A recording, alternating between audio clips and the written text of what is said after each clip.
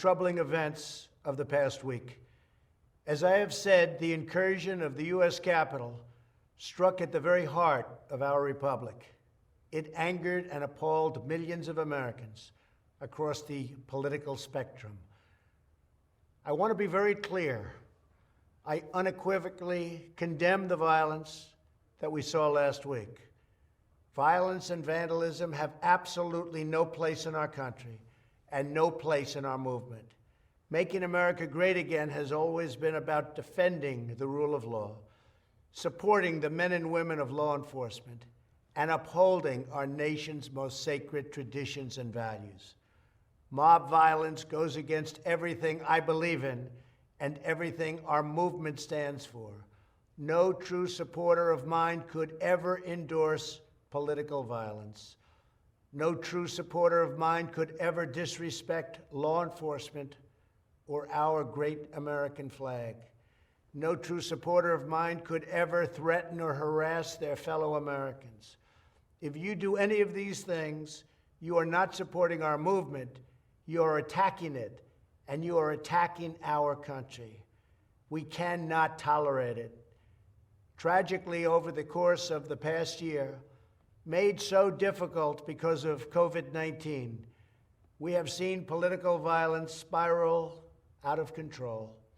We have seen too many riots, too many mobs, too many acts of intimidation and destruction.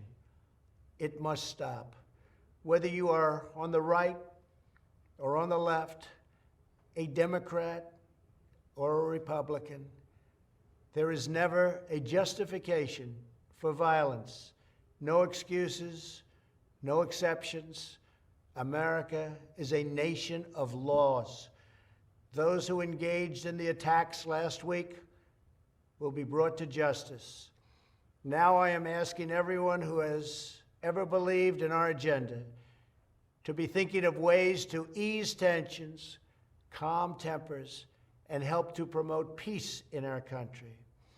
There has been reporting that additional demonstrations are being planned in the coming days, both here in Washington and across the country. I have been briefed by the U.S. Secret Service on the potential threats. Every American deserves to have their voice heard in a respectful and peaceful way. That is your First Amendment right. But I cannot emphasize that there must be no violence, no law-breaking, and no vandalism of any kind. Everyone must follow our laws and obey the instructions of law enforcement. I have directed federal agencies to use all necessary resources to maintain order. In Washington, D.C., we are bringing in thousands of National Guard members to secure the city and ensure that a transition can occur safely and without incident. Like all of you, I was shocked and deeply saddened by the calamity at the Capitol last week. I want to thank the hundreds of millions of incredible American citizens who have responded to this moment with calm, moderation, and grace. We will get through this challenge just like we always do. I also want to say a few words about the unprecedented assault on free speech we have seen in recent days. These are tense and difficult times. The efforts to censor, cancel, and blacklist our fellow citizens are wrong, and they are dangerous. What is needed now is for us to listen to one another, not to silence one another.